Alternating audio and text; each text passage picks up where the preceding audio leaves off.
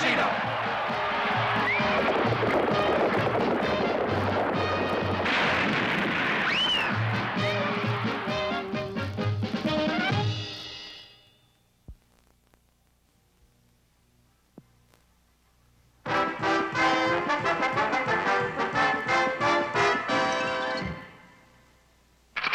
Gee, Tennessee, it sure was fun trick-or-treating. It sure was.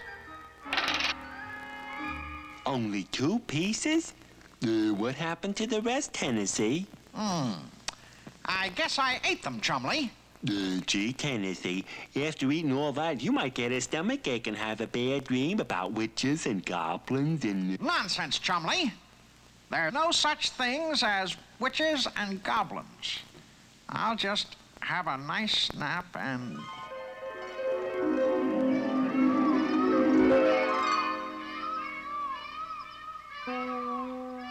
We've been walking for hours, Chumley, but we can't seem to find our way out of this forest. Yeah, and that sign back there said, "Beware of wicked witch." Beware of wicked witch.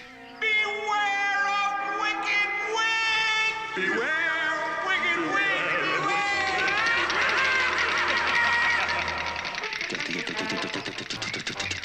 Come on, Chumley.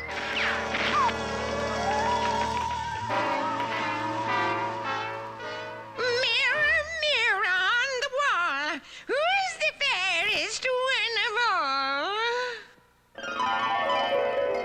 Not you, old witch. You are the ugliest one of all. You always say that. I'm sick of it. Now tell me, how can I get to be beautiful? From the maple trees in Whoopee Woods, you must have 2 buckets of maple syrup. Pour these over you and you will be beautiful. I'll do it. I'll do it. I'll send my goblins.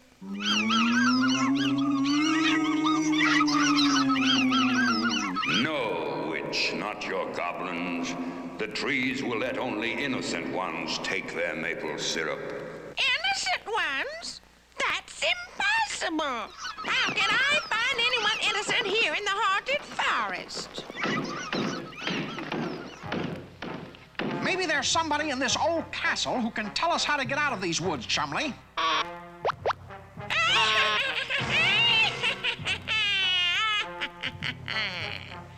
Well, my innocent ones, come in, come in.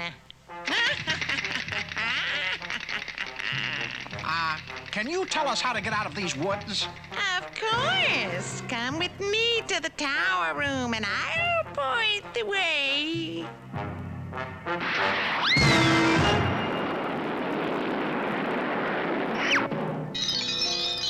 Well now, Mira, can these 2 get the maple syrup?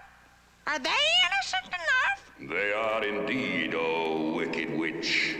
Send them for 2 buckets of maple syrup, and it will make you beautiful. We'd like to help you out, Miss Witch, but we're in kind of a hurry. Silence!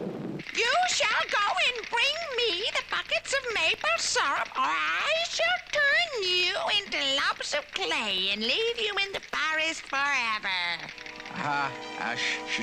Sure, anything you say. Come on, Chumley. But gee, Tennessee, we don't know anything about getting maple syrup.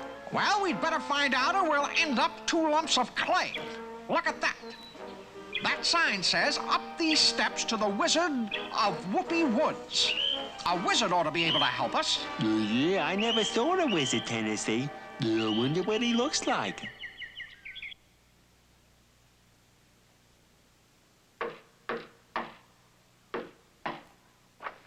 Well, boys, what can I do for you? Well, you see, there's this wicked witch, and she says we have to get 2 buckets of maple syrup or she will turn us into 2 lumps of clay. Syrup! Well, it seems you have a rather sticky problem. Get it? Yes. Well, let's take a look at my fantastic, flashy, flexible, 3-dimensional blackboard. Maple syrup is made from the sap of maple trees which grow in parts of Canada, the New England states, and the Great Lakes states. Will any maple tree do? No, not anyone. There are a number of maple species that will do, but the best is the sugar maple. Get that down, Chumley. The sugar maple. That's right. People have known about the sugar maple a long time. Why, when the first Pilgrim settlers came to America, the Indians were already making maple syrup. Gee, how did they do it? The Indian got sap by cutting into the tree with his tomahawk. Then he inserted a stick to direct the flow of sap into a bowl on the ground. And that's all there is to it? Oh, no, my boy. That is only the sap. And it takes from 30 to 50 gallons of sap to produce just 1 gallon of syrup. But how do you turn the sap into syrup? Well, the Indian used to drop hot rocks into the sap. This would evaporate the water and leave the syrup. Of course, today the process has changed. Now holes are bored in the trees, and plastic tubing is inserted to collect the sap and carry it to a centrally located tank. Zowie! Yes, and then modern methods are used to evaporate the water from the sap and add special coloring and flavoring. But we don't have that kind of equipment. What will we do about the Wicked Witch? Well, boys, it just so happens that I have 2 buckets of delicious maple syrup I made from my trees last season. You're welcome to them. Wizard, you're the greatest.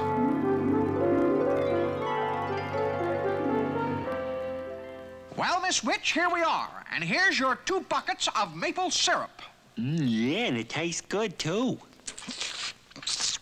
I don't want it to eat, my innocent ones. I want you to throw it on me. You're kidding. I kid you not. Throw the syrup on me. Well, you asked for it. Yeah, bottoms up.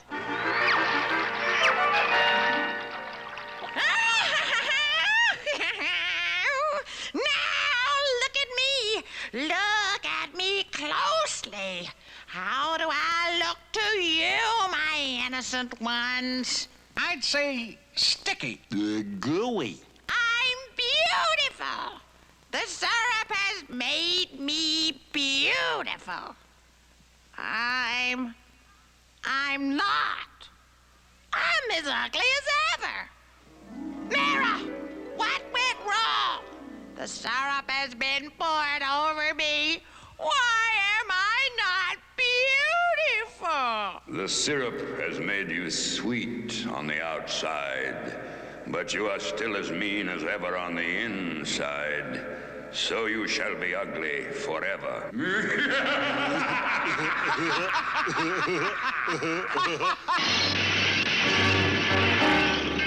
That takes care of you, Mira.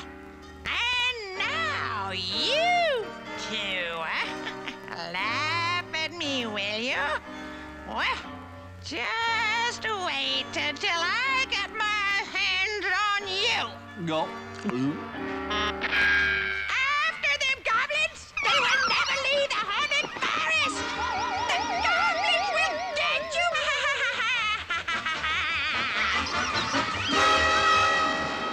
Don't. Please let us go, Witch. Please, stop. Wake up, Tennessee. What happened? Where's the Wicked Witch? You were dreaming, Tennessee. I told you eating all those goodies would give you a stomach ache and make you have bad dreams. Oh, boy, what a dream. I'll never eat that much again.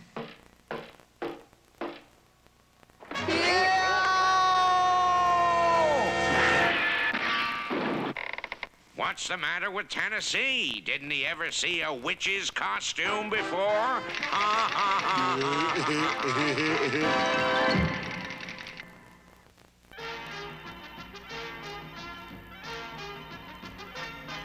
Sergeant, I've just received a telegram from General Newsoms. He says those 2 gopher Indians have to be captured alive immediately. Captured alive? But, Colonel, we've already tried just about everything. Obviously, Sergeant, you've never played football. We're going to use football tactics. We're going to tackle them. 14, 22, 63, 87, charge!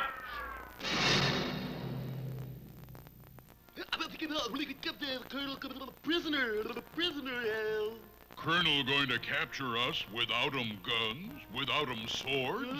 How him do? Hey, we have a plan to the tackle. You got planned? Dummy, I'm gonna bonk, bonk. Oh, we make dummies. Fool, Colonel. Good idea. You genius.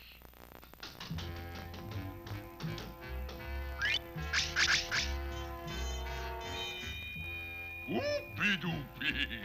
Colonel never know difference. Now, light campfire and watch fun.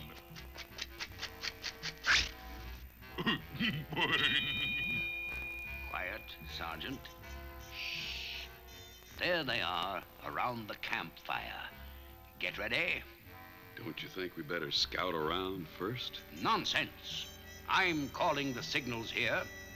22, 64, 83. Charge!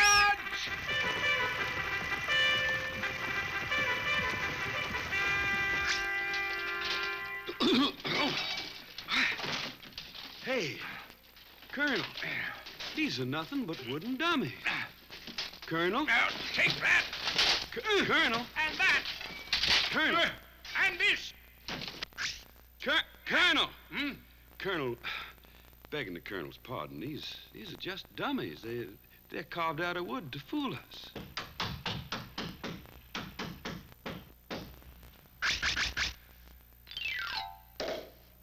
Now we put on edge of cliff and watch Colonel make big flying tackle.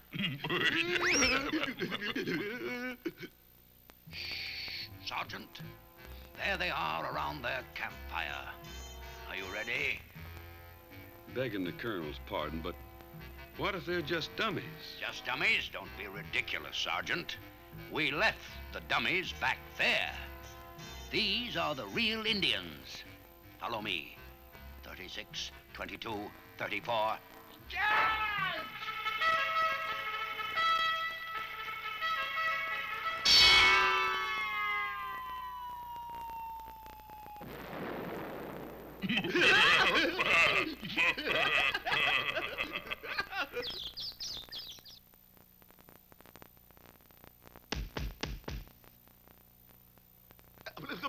Fire! Chop, chop! Oh, we build fire on this side of bridge, then go back, and when Colonel cross bridge, chop, chop. Whoopie-doopie, you genius.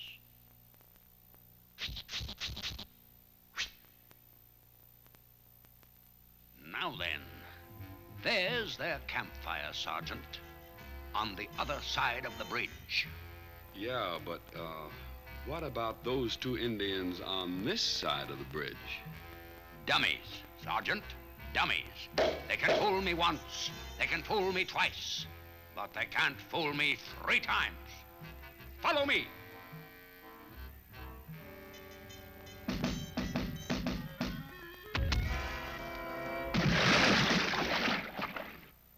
Now who's the dummy?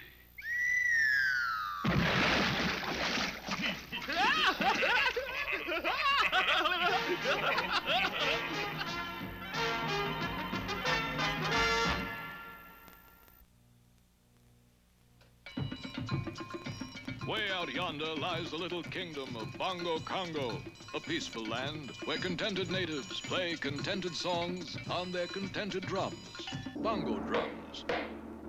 The principal product of the kingdom. In fact, the only product of the kingdom. Come with us now to Bongo Land. From the palace comes the thundering roar of that great lion, King Leonardo. Confound it, where's my throne? It's time for my cartoon show.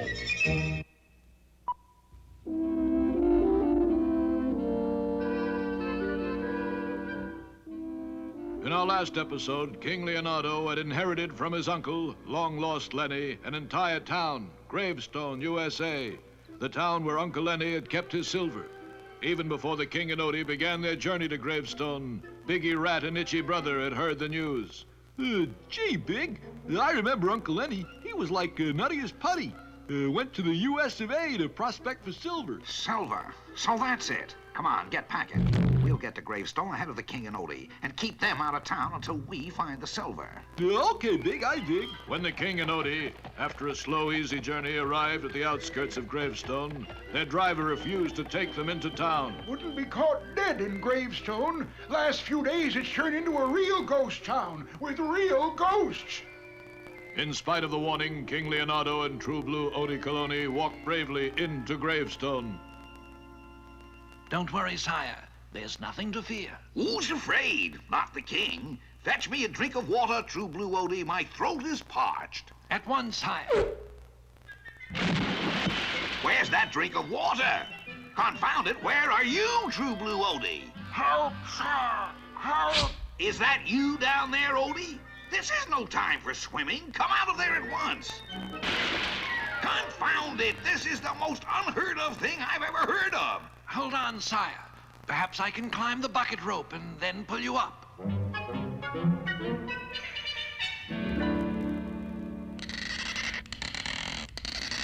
Soaking wet. I'll catch my death of cold. Hurry. Into one of the buildings, Your Majesty. We'll find a stove to warm you up. There now. Light the fire, sire, while I fetch more wood to warm you. Confounded matches don't even work. That's the end. The end, I say. There's something. Wait, sire. Let me try as soon as I've put down the wood.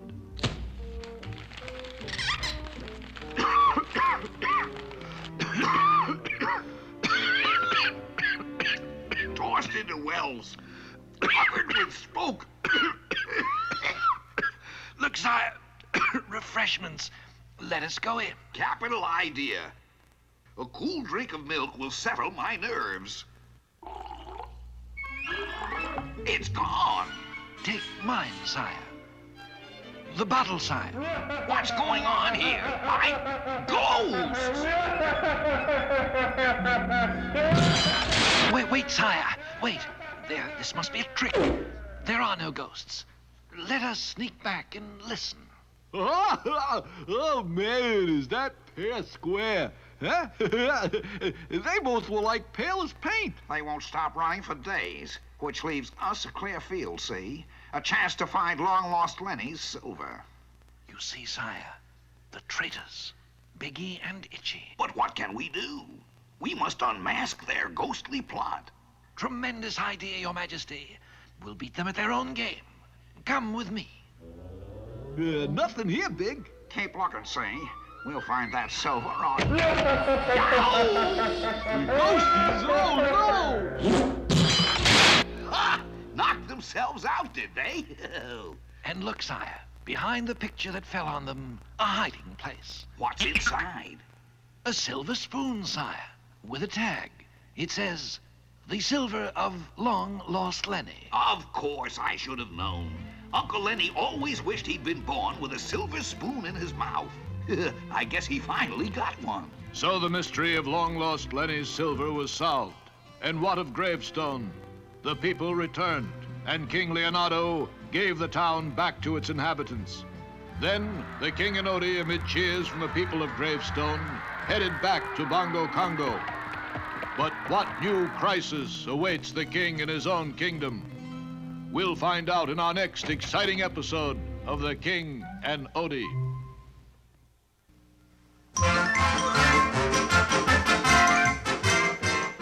Klondike, I do want you to come and see the 2 new crates of delicious apples that just came in. Okay, Major, but we sure don't want that savoir-faire to hear about them.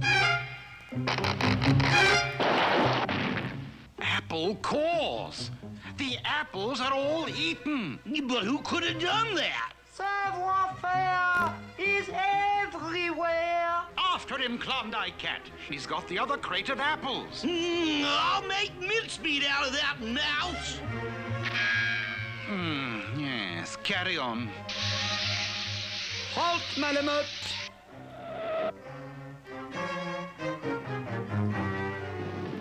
Marche, Malamute.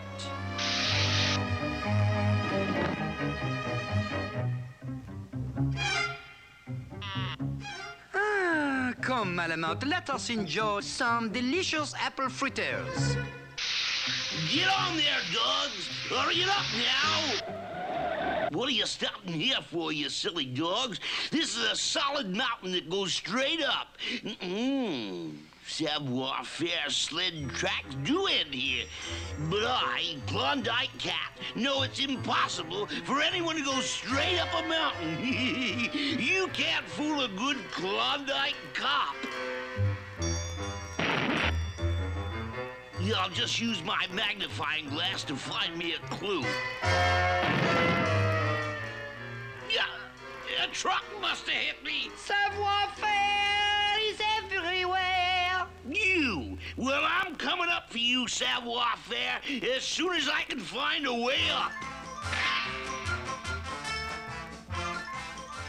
Come, Malamute, Klondike Cat will never find the way up. Let us go into the tent and enjoy the food. So that's the way he wants to play, huh? You all right? I've got a little something here to take care of that mouse.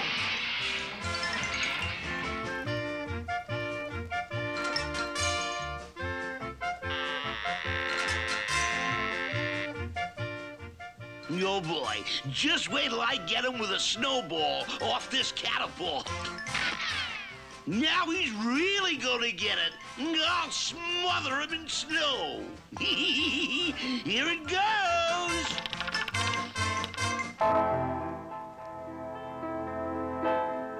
Ah, the music is beautiful, Malamute. And now for the apple fritters. Sacre bleu! A giant snowball! Something must be done. Just change the catapult.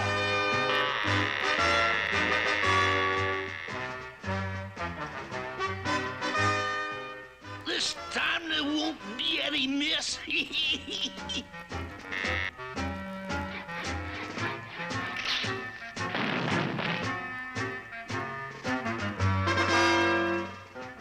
What happened? Uh-oh, my stake must have broken. There, that ought to hold it down. This time, I'll make mincemeat out of that mouse. This is it, Savoir-faire. You've stolen your last food. Yeah! Savoir-faire is everywhere. Come, Malamute. Back to the apple fritters.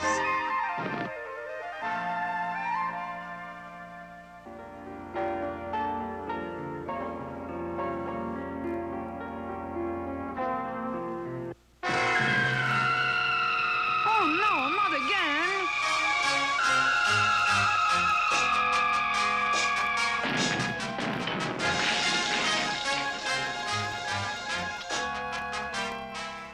Klondike Cat always gets his mouse.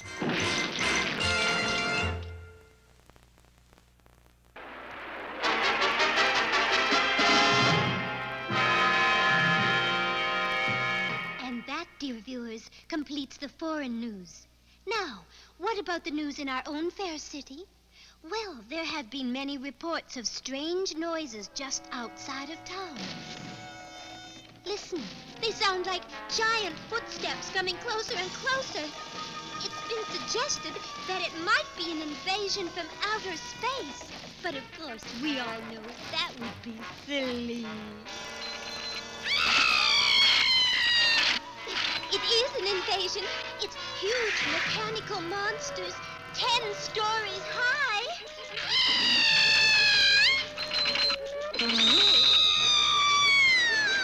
Who could save her from the grip of the monster? Underdog! Underdog! Underdog. At that moment, he was in his everyday disguise as Shoeshine Boy. Underdog! Underdog! That sweet Polly screaming that I hear. I'll save you, Polly. I'm coming. And dashing into a nearby phone booth, he emerged as Underdog.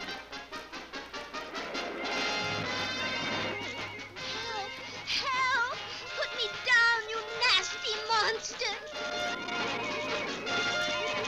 There's no need to fear. Underdog is here. Ouch! That monster's so tough he bent my wrist. I'll have to use my pile driver fist. Wait! Underdog! Get me down first!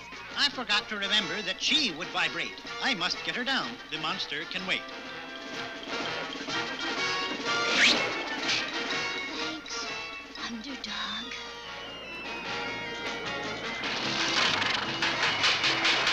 It's raining locomotives! My car! Isn't he wonderful? Yeah, really great. But what about the other mechanical monsters? Excuse me. I am a monster scientist. There's only one way to stop these crazy monsters. Inside the head of each one is a glass tube, which is all they got for a brain. If you could break those glass tubes, they would be nothing but junk. If there were only some way... I could use my voice to make hi-fi sound. It will break the glass for miles around. You know, that just might work. Oh, try, Underdog. Well, it works. The monsters will stop dead in their tracks.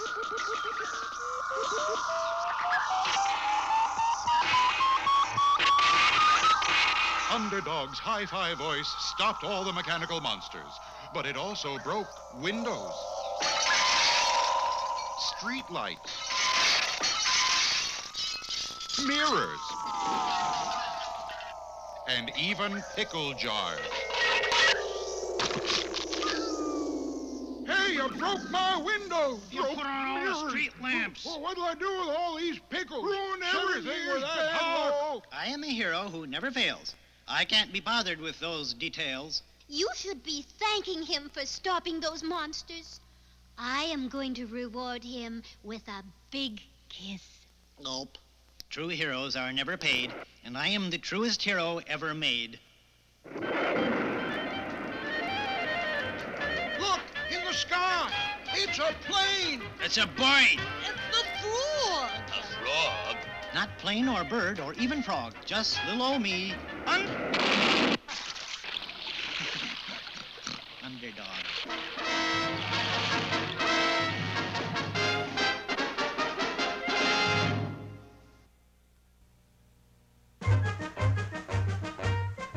There, the Hudson River. Did I tell you about my amazing escape act? Speaking of escape, Commander, I really... As mystifying McBragg the magician, I was locked in the world's most secure object, a United States mailbox. The box was tossed into the Hudson River. I had only a few moments to make my escape, holding my breath, don't you know? But nothing could hold me. Quickly, I was out and greeted by wild applause and cheers. Everywhere, I was asked to repeat this marvelous trick. Perfect every time, until that fateful day. As the mailbox struck the bottom of the river, a giant octopus locked his 8 arms around it. I spied the beast through the mailbox slot. I poked at him, and he released the dark ink an octopus uses as a smokescreen. My breath was giving out. Terrifying. What did you do? Realizing I was in a U.S. mailbox, I used the octopus ink to write a quick note of help. A postman spied the note and promptly dealt with the octopus.